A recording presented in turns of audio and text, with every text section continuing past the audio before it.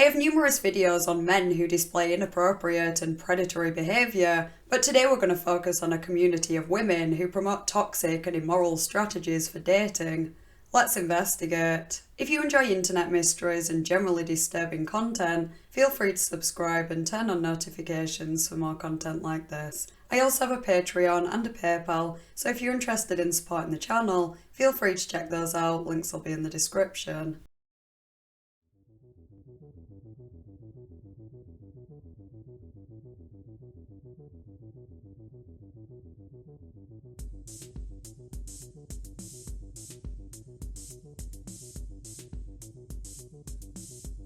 Prior to researching for this video, I'd only ever heard of the Female Dating Strategy or FDS subreddit in passing. The occasional comment about how it's toxic and as bad as incel communities, but I wasn't really familiar with the principles until I decided to read the entire handbook, which is basically a collection of over 100 different posts giving tips, advice, warnings and information generally about being a so-called high-value female and attracting a high-value male. It's been quite the journey, so I'll summarise what I've learned and add a bit of commentary along the way, starting with some definitions. A high-value woman, also known as a queen, is what us women should be striving to be. She's confident, happy, elegant, always does what she wants to do, she's comfortable with her own presence, knows what she wants, and isn't prepared to settle for anything less than she deserves, or has been told by FDS she deserves. There seems to be two opposing viewpoints in the community. One is that no matter who you are, what you do, and what you look like, you are worthy of a high-value male. And the other more prevalent view is that you need to be a high-value female to deserve a high-value male, and that means taking care of yourself physically, mentally, emotionally, and financially, except for when it comes to paying for dates, but we'll get to that.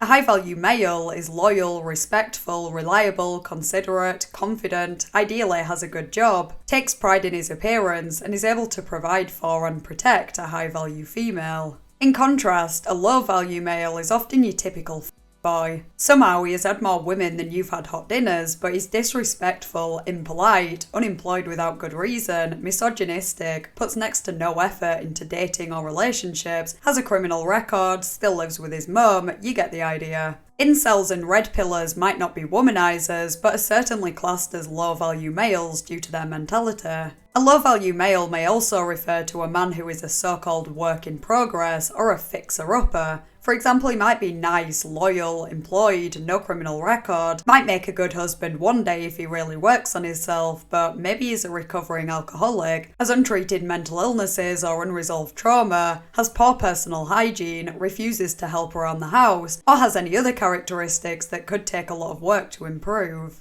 You may also come across the terms zero-value male and negative-value male, a man that subtracts value from a woman's life who displays low-value male characteristics to the extreme. A low-value woman might share some traits with a low-value male, such as lack of respect and reliability, having a criminal record, poor personal hygiene, untreated mental health issues, etc. Then there are pick-me's or pick-meshas, women who are desperate for male attention and abandon their own morals, priorities and interests as a result. Pick-me's are typical not like the other girls. They might throw other women under the bus and promote misogynistic ideas and standards to look cool and appeal more to men, sometimes at the cost of their own rights. Every cloud has a silver lining, and not every single piece of advice you see on FDS is totally bad, so let's start with the good.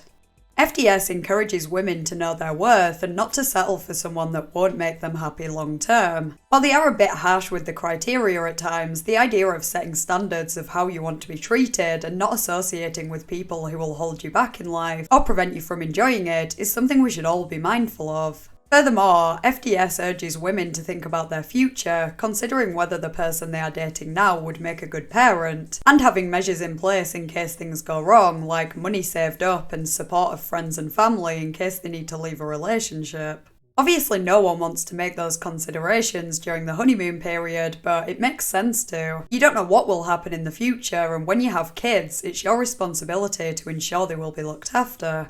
They stress the importance of what they call vetting, which could include doing some research on someone before meeting them, and having a phone call with them before you arrange a date, then being very attentive when you meet them in person and noticing any red flags or incompatibilities. If you don't take this to the extreme and nitpick absolutely everything, as we all have some red flags, it's not a bad idea and could help you gauge whether or not you're right for each other. If your date is rude to the waiter, or he gives you a backhanded compliment, or seems uninterested when you're talking, those are the kind of things you might want to look out for. I've seen comments from women who experienced a really bad relationship with someone who was a terrible husband and father, and they look back with hindsight thinking they should have known the second he showed up to the first date with his shoelace untied or something, even though he seemed like a nice and genuine person. FDS also educates on the tactics used by red pillers and incels, like negging and shit tests, how you can recognise them and how to respond. FDS is a direct response to the red pill ideology and pickup artist culture, though it is often compared to incel communities when there are actually some key differences, particularly in the way they view themselves. Incels like to wallow in self-pity. They don't have a high opinion of themselves and often think their genetics doomed them, while hating on women for being so shallow. Whereas members of FDS, let's call them strategists, sometimes have an almost delusional sense of self-worth. It's not that they aren't good enough for men, it's that most men aren't good enough for them. It would also be unfair to say that FDS is as bad as extreme incel communities. Some of their behaviour is unacceptable and highly immoral, and I'm not at all condoning it. But worst case scenario, their actions might directly result in a man wasting time and money. Worst case scenario when it comes to incels' direct behaviour is sexual assault, murder, kidnapping and mass shootings. I haven't come across a single post on FDS that encouraged or condoned violence. It's less about actively attacking men and more about women using tactics to enhance their dating experience, sometimes at the expense of a man. Anyway, FDS also highlights certain cultural differences and how these may affect a potential relationship. For example, an American man specifically seeking a woman from a different country because he believes she will be more submissive and less like American women who he believes are too big for their boots. Or a woman dating a man from a country where women's rights are not considered as important. Not that dating someone from another culture always causes problems by any means, but FDS emphasises the need to have a conversation about it and ensure you both have similar values and similar expectations of a relationship. There are also posts recognising the fetishisation of women of different races, along with stereotypes about a woman's demeanour or lifestyle, or what she's like in the bedroom based on her race or culture. There is recognition for women with autism, some of whom might face different challenges when it comes to dating. I mean, this is kind of a redundant positive when you're giving such bad and toxic advice, but the acknowledgement and inclusivity of women from many different backgrounds isn't something you always see on dating advice sites or forums. FDS might debatably be a little strong in their hatred for adult content and people who promote it, but they talk about the reality of long-term use and addiction, like desensitization and the dysfunction of certain body parts, which most people just sweep under the carpet.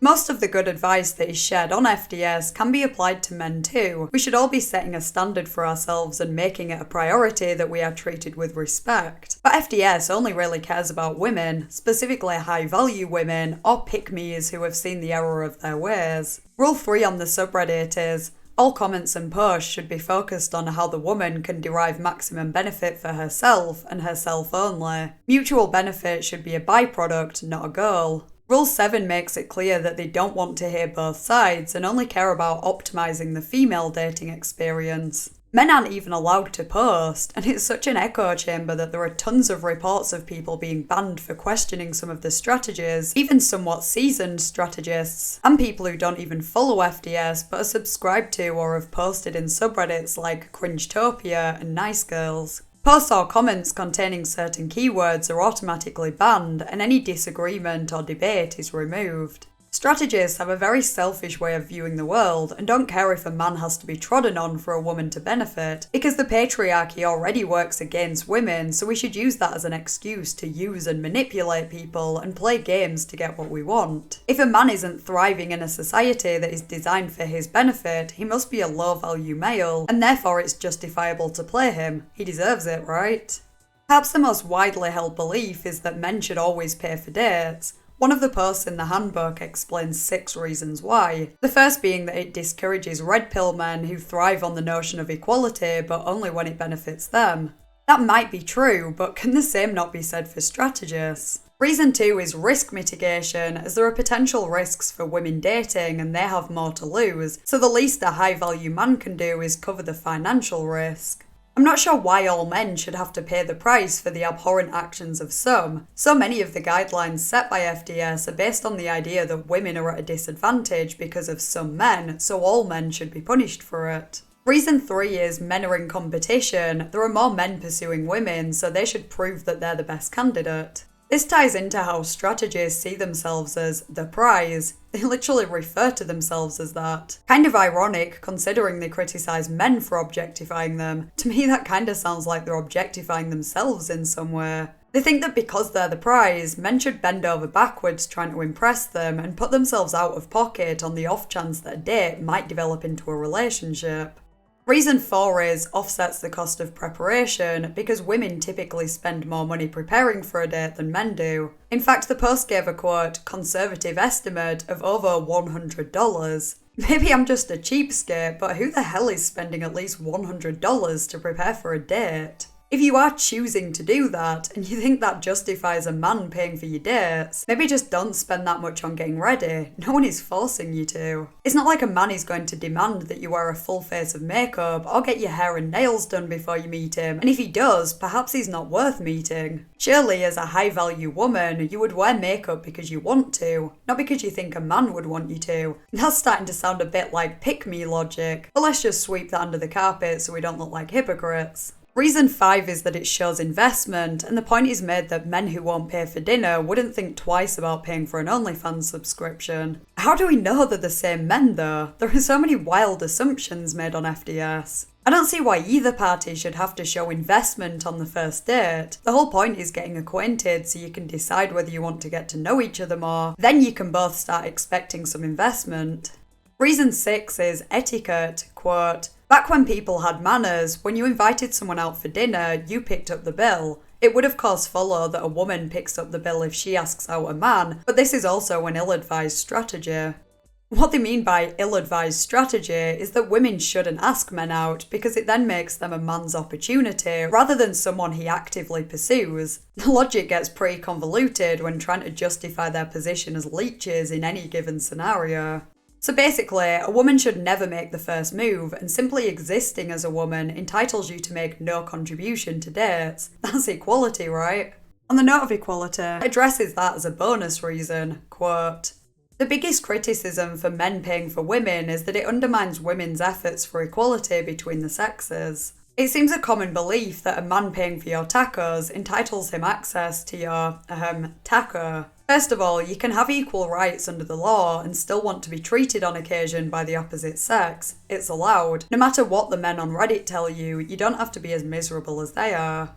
It's not just about it undermining women's efforts for equality, it's the fact that the concept itself causes inequality. But because it's unfair to men and women end up better off, FDS doesn't care. There's nothing wrong with wanting to be treated by someone you're dating, but why can't it be a two-way street? As in, he covers one date and you cover the next, not he buys everything and you return the favour with your mere presence. Strategists literally expect a man to pay for multiple dates, dinner dates at that. Coffee and drinks dates are totally off the table, we'll get back to that, and shower them with attention while they might be dating multiple other men, and sooner or later most of those men will be dropped, out of pocket and feeling like they wasted the time pursuing someone who demanded their undivided attention and their wallet and didn't reciprocate. As for the belief that a man paying for dates entitles him to a woman's body, there are men that think like that and it's gross. But once again, it's not all men, and if you were to pay for your share, then a man can't think he's entitled to you because he paid for your dinner. So we've established that strategists expect men to pay for dates, but they can't just take them out for a coffee or, God forbid, alcoholic drinks. A coffee date is too low effort, and apparently only broke nerds with poor social skills would arrange one. And if a man invites you out for drinks, he must be trying to get you drunk to lower your inhibitions. I'm not saying that isn't a legit concern. You should always limit your alcohol consumption when with someone you don't know well and never leave your drink unattended. But in most cases, the reasoning behind a date at a bar or a pub isn't that deep. It's just a fun and low pressure way of getting to know someone. Strategists also believe that drinks dates are too casual, whereas meal dates are more romantic and feel like more of a commitment. Ultimately, if you don't like coffee dates or meeting someone for drinks, that's fine, we all have our own preferences. I just don't like this notion that anything less than a dinner date where the man covers the whole bill is a low effort date and signifies a low value man. You'd think that because strategists expect a man to devote himself to them the second they agree to go on a date with him, they'd be prepared to commit too. Not exactly. Here's a quote from a mod post on FDS's opinions that, as a side note, also promotes lying about your history with men, and no matter how many encounters you have had, you say 3 to 5. FDS is amoral. If a woman wants to date multiple men, we see nothing wrong with it. In fact, we encourage it for those women that find themselves falling too hard too quickly for one guy, or find themselves in clearly toxic relationships that they've been finding difficult to leave. Starting to see a new guy sometimes helps distract from the one you're with and can lift the veil and provide fresh clarity on the fact that it's time to leave him. Everyone has a different way of dating. Some people will want to be exclusive from the first date, whereas others might like to have a few before making any commitments. There's no right or wrong way as long as you're both on the same page, but you can't expect exclusivity from someone if you're not prepared to give that too. If you're in a toxic relationship, leave, for your own sake. You don't need to be motivated by other men. Depending on how toxic the relationship is, advising women to cheat on their partners could actually be really dangerous. They should be advising how to safely leave that situation, not how to add fuel to the fire. There are other posts that say men should wait until a woman is ready to be monogamous, and plenty more where men are condemned for texting other women or still having Tinder after the first date. Anyway, let's say you're a man who passed the first test by taking a strategist on a dinner date and paying for her. You ask her on another date and agree to commit to her while she dates whoever she wants. If all goes well, for her that is, what does the future hold for you? There will be a set plan of how the relationship should escalate. It'll be a minimum of 6 weeks, typically 2 to 3 months. The 90-day rule is used by many, until there is physical contact beyond kissing. Nothing wrong with that, as everyone should be able to take things at their own pace, but then you should be engaged within a year, and if you haven't proposed within a year and a half, you're clearly a low-value male who is using the strategist as a placeholder. Don't be thinking you can live together before you propose either, that's also frowned upon by FDS. From a mod post in the handbook. The moment you move in with a boyfriend is the moment you lose leverage in the relationship.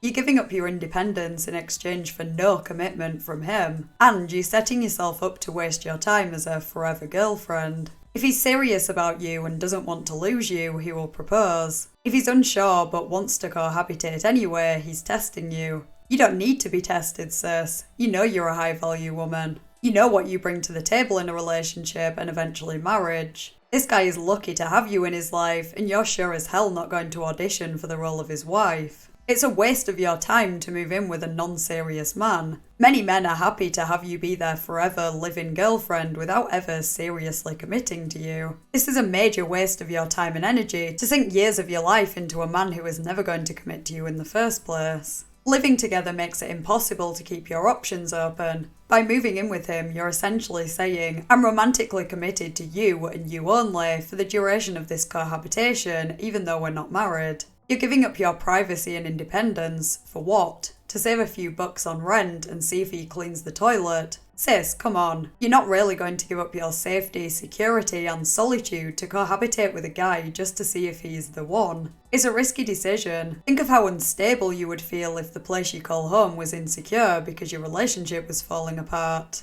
You deserve peace of mind in your own home, and living with a boyfriend won't give you that. It will likely do the opposite when your home is tied to a man who hasn't committed to you. Get in a fight? You might be out on the street tomorrow. It's a nightmare to move out. Okay, so you moved in. It didn't work out and now you're on your own again. Whose stuff is whose? Who gets the security deposit back? If he left the shared space, can you make rent? Do you really want to pay movers fees, split up the dishes, track down your socks from his low-value male drawers, or deal with a damage deposit with your ex? Instead of a clean break with a guy you've never lived with, now you're texting him, asking if he's seen your dog's sweater collection. Meanwhile, he's on Tinder, swiping on pick-me's. Narciss. You lose power. He's got you right where he wants you. Your bills and rent are combined, you've adopted a dog together, and you cook dinner with him 3 nights a week. Sounds cozy, right? Except he's not your husband. He's just a guy sleeping next to you, sharing your Netflix account, and it's going to be really, really hard to walk away next time he does something unacceptable. He's got you pinned down, and you have severely limited your leverage by combining households with him. It's not so easy to walk away when everything is intertwined.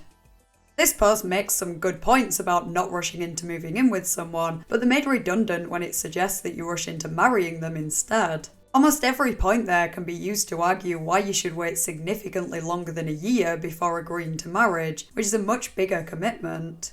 FDS doesn't necessarily recommend that women get married young and tells them to focus on their career, but I can't be the only one that thinks in most cases a year is way too soon to be agreeing to spend the rest of your life with someone, no matter what your age. The post goes on to suggest that you often stay at theirs and go away on trips with them to get to know them better, but that's no substitute for cohabitation. Not only is the logic in this post ridiculous, the advice is highly irresponsible. Considering how quick FDS is to demonise men, I'm surprised they aren't more mindful of the fact that people aren't always what they seem, and that you might not really get to know someone in a year without even living with them. I acknowledge that doing it that way works for some couples, and you're not guaranteed to know someone well enough to marry them even after you've lived together, but there's significantly less risk just living with your partner than there is living with them and being married to them. The FAQ states, "A man who doesn't propose to you by 1.5 years is not serious about marriage." Or, they just don't want to rush into a decision that will massively affect the rest of both your lives, and you shouldn't want to either. There's no acknowledgement of the fact that cohabitation is a commitment on the man's end too. You're both giving up some of your privacy and independence and should both be benefiting in other ways. FDS also believes that men should be responsible for significantly more than half of the expenses in the relationship. For example, they should pay more than half of the bills, even if the woman earns more. This sometimes ties in with the assertion that if you're a woman, you'll be left to do all of the housework and raise the children, even if you contribute fairly to the bills, which, yet again, is a silly assumption. This is a topic you'd bring up prior to moving in together. Either you both contribute equally to bills and housework, or one person pays more on the bills and the other does more housework, however it fits you both best. I don't know why you'd expect that you would have to do all the housework, and surely a high-value male wouldn't expect you to anyway, so you wouldn't even be in that situation to begin with. There are various other bold assumptions to justify this expectation, like women must be earning less because the patriarchy. Men will never see women as equal, so it's unfair for them to pay an equal share. Men like to be the providers, and if women pay, they'll start treating them like the mothers. You get the picture. Regardless, as a woman, you are the prize. Why should you have to treat people how you'd like to be treated? Another contentious topic tackled by FDS is consensual BDSM. Long story short, they're totally against it. They see it as degrading to women, no idea how they'd feel about it when the woman is the dominant one. I haven't seen any posts clarifying that. They generalise and imply that all men who are into that must be violent and misogynistic in general, and women who partake in it are either doing so to appease a man, which wouldn't even really count as consensual, or it's a self-destructive way of revisiting past trauma. I'm sure that applies to some individuals of either gender, and if that's the case, therapy is a better way of dealing with those issues, but it's a massive assumption to make that everyone who is into BDSM is either an abuser outside of the bedroom, or it's a manifestation of past trauma. If the purpose of FDS is to maximise the benefit a woman can derive from dating, they should be highlighting any potential red flags while ultimately allowing and encouraging women to make their own decisions. FDS also oppose casual physical relationships or friends with benefits because they believe it's an unfair exchange at the woman's expense. This is based on the fact that women carry more risk in such situations. They can get pregnant with a child they're not ready for and face either years of raising that child alone or an abortion, which has potential health risks. And women are typically more at risk of STDs that cause serious long-term effects like infertility. They're also more likely to suffer some kind of trauma and less likely to benefit from the experience than men. You can't predict how a one-night stand will go, but when it comes to friends with benefits, most of this boils down to finding the right partner. If they make no effort to ensure you're satisfied with the experience, then it's probably time to find a new one. Same goes for if they refuse to take precautions or regularly get tested for diseases. Even then, the risks are never zero, and as a woman, it is unfortunate that we are more at risk. But that's just life. It's not the fault of men if they do everything they can to minimise those risks. I'm not encouraging people to have one-night stands by any means, you do you. I just think people should make that decision for themselves, and I oppose the idea that such contact should be seen as a transaction, and that if two consenting adults agree to engage in it, that the man owes the woman something extra. It also strikes me as yet another double standard. Strategists, rightfully so, point out that a woman doesn't owe a man her body just because he took her on a few dates or gave her some gifts. So why does a man owe a woman anything when she made a decision out of her own free will to have contact with him? If you believe a man shouldn't expect that contact after buying you things, you can't expect him to buy you things in return for your consent to that contact. It's either transactional or it isn't. However you find yourself in that situation, FDS recommends that you use condoms in addition to a separate method of contraception that he doesn't know about, and lie about it if he asks you. I'm not sure why you'd need to actively lie, as it's perfectly reasonable to want to protect yourself from diseases as well as pregnancy. Surely a man who would have a problem with that would be a low-value male and not worth associating with anyway. A post about this titled "Reproductive Strategy" also said this: "Men use children as a tool to control women, period. Men view women who have children as being devalued by the world, and that's because that is how society treats women with children. Men know that they can treat you any kind of way because most women will feel like failures if they leave after getting pregnant or having children with a man, and the world at large will quickly ratify his behaviour. Men don't care about their children. Most don't want to actively abuse them, but they plain don't care. They ask for kids to anchor themselves to you and to anchor you down. The only time they do care is during a divorce, and that's as a tool to hurt and or control you." I don't think it's a bad thing that FDS encourages women to be mindful of who they choose to have kids with. Some men absolutely fit that description, but where is the evidence that all men, or even most men, are like that? It's not just the fact that it's unfair to paint all men with the same brush, it's fear-mongering too. As women, we should be aware of how predators and selfish men operate so we can act accordingly, or preferably just avoid them altogether if possible, but we shouldn't live our lives in fear that every man we meet wants to harm or take advantage of us. FDS goes even further and recommends not ever even bringing up kids or how many you want, because men will just use it to control you. This, alongside other advice related to being very secretive and not opening up to a man, basically suggests that you should hide your true self and not really allow someone to get to know you unless they've already shown commitment to you by marrying you. Not only is this unfair on the man who is being fed a lie and getting to know a persona that doesn't even exist, but it's a stupid tactic for women in the long run too. The whole point of dating is for you both to decide whether or not you're compatible, and kids can be a deal breaker, especially if one person wants 5 and the other doesn't want any. It's not really something you can or should compromise on. How do you think it's going to pan out if you wait until you're married to drop that bomb, as well as various other parts of yourself you've hidden, because you can't trust any man until he is committed to spend the rest of his life with you? You can't sell someone a lie and expect them to stick around and be okay with it when they find out the truth. It just seems a really conniving way to trap someone.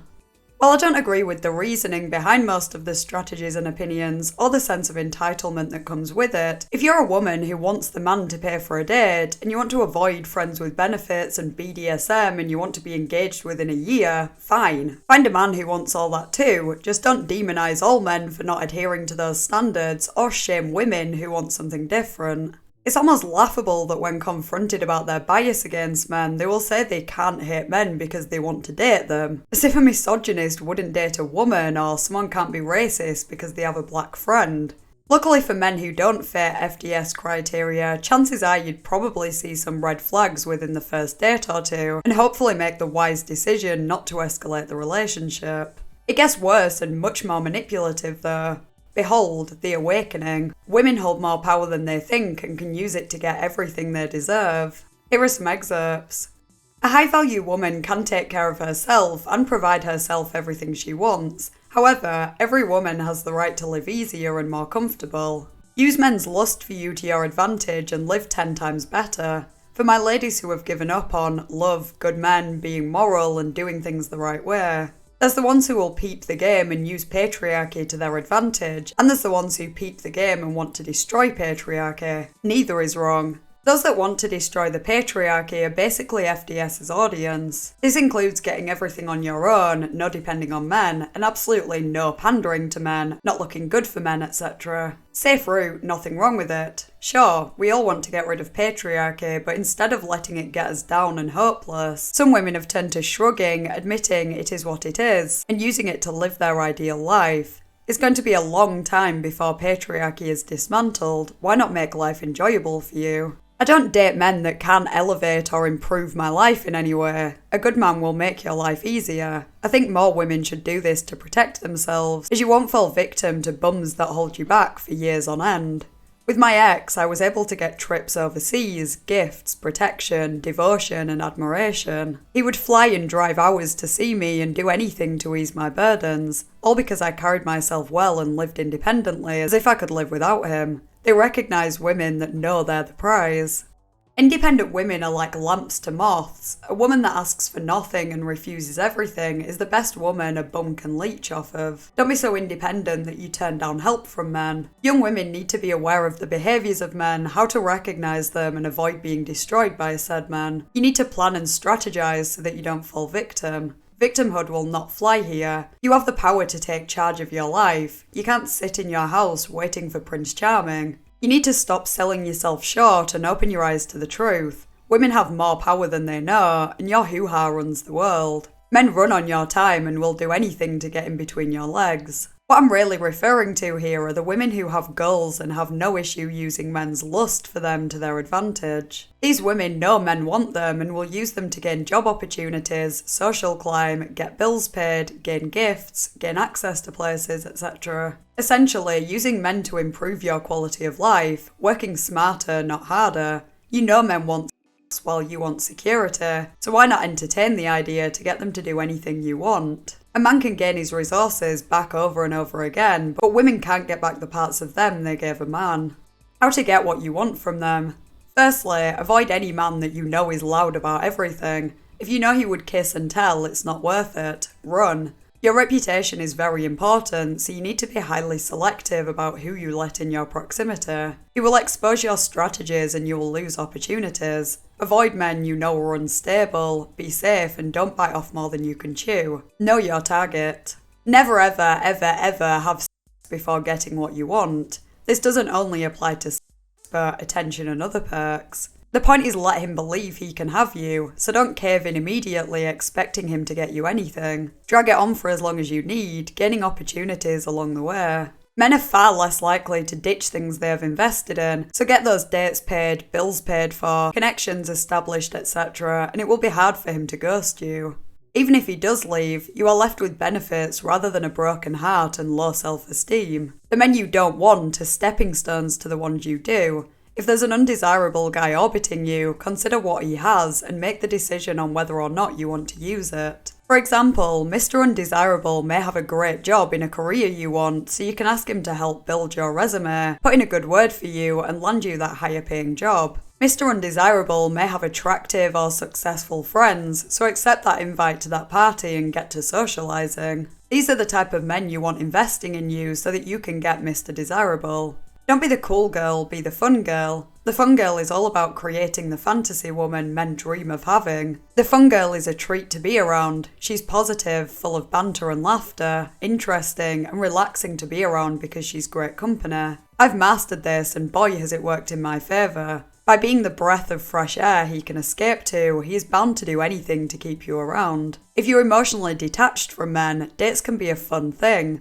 Just be the amazing company you are while securing your needs. Be comfortable in your own skin like the fun girl. You can create that bond and get whatever you want. Example, I met another guy who owned a club and I'd often visit. Using humour and light-hearted conversations when he wasn't busy working, I was able to bring his guard down quickly. I got access to the club for myself and friends, restaurant dates and a gift. I didn't like him like that, but he had heavy interest in me, used it to my advantage. Whenever he brought up doing things in the future, I'd entertain the idea, especially when it came to intimacy. I never had sex with these men, barely kissed them. Limit apologies, be hot and cold, and always have the upper hand. It's all about keeping your power in check, and it keeps him on his toes. When you overly apologise, you lose your power. He needs to see you as the one who calls the shots. Emotionally detach, but use your emotions to get what you want. When you cry, you become jealous, start caring more about him. He knows he has you wrapped around his finger. Be vulnerable to establish trust from him, and cry when you want him to feel guilt and get you double of what you ask for. It's easier than you think to establish a vulnerable moment where he thinks you guys are really connecting. He'll open up and now you have his deepest insecurities in your hand. Do whatever with that information. An easy way to remain detached is to give yourself the ick by imagining him doing something that grosses you out. Target the underdogs, Mr. Undesirable. Men who you know get overlooked, have insecurities and don't get attention. You will get 10 times more out of these men compared to ones that have options, if you're trying to simply gain something. Is it just me or did some of that sound like the Dennis system from It's Always Sunny in Philadelphia? How entitled and calloused you have to be to lead someone on, someone you know is insecure and doesn't get much attention, prey on their loneliness and manipulate them into developing feelings for you when your only intention is to sponge off them. It's honestly concerning how meticulously OP has thought and planned out all this, and I can't even imagine the dedication and effort it would take to pull that off in practice. I guess some of this behaviour must be second nature to OP, considering she seems to have no conscience when it comes to targeting vulnerable people and exploiting their weaknesses. The unfair standards set by FDS and the selfish strategies they promote are one thing when a woman is genuinely interested in a man, and even worse when they're only pretending to be so they can deceive him into buying them things. I really hate this notion that women are always at a disadvantage due to the patriarchy, and so we should do whatever we want to benefit ourselves, not caring who we shit on under the guise of levelling the playing field. Strategists would have a lot to say if men manipulated them like this, but they somehow think you get a free pass if you're a woman. In addition, they promote body shaming men, using the justification that men body shame women, even though they say it's wrong when it happens to women. They objectify men while condemning the objectification of women, again condoning it by saying it happens to them, so it's fair game. Rather than opposing behaviour in general that causes harm to others, they only care when it affects them, dismissing the fact that the underlying principle is objectively wrong. None of this is about women having equality, it's about using and manipulating people and playing games. They might not be encouraging physical violence as incels have, but that level of psychological abuse could absolutely destroy a person's mental health and possibly even cause them to take their own life. They're not doing us reasonable women any favours either. This is the kind of behaviour that deludes red pillers into believing that women have all the power and we know it, and we use it to our advantage, undermining any real disadvantages we might face. Not everyone in the subreddit holds such extreme views. Not every woman there will go out of their way to manipulate and lead a man on so they'll buy her things, but many of the core values of FDS are backwards and don't really help women in the long run, in my opinion. Sure, the short-term benefit of being showered with gifts and money might seem appealing, but at what cost?